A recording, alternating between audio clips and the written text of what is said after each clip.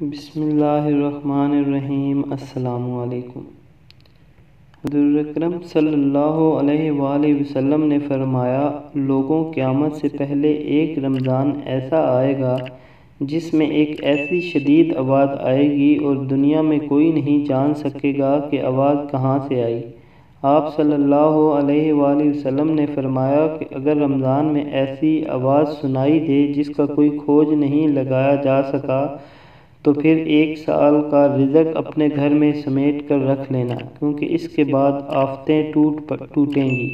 حضرت جابر رضی اللہ تعالیٰ عنہ فرماتے ہیں کہ میں نے رسول اللہ صلی اللہ علیہ وآلہ وسلم کو یہ فرماتے ہوئے سنا ہے کہ میری امت میں ایک جماعت یوم قیامت تک سربلندی کے ساتھ حق کے لیے برسر پیکار رہے گی۔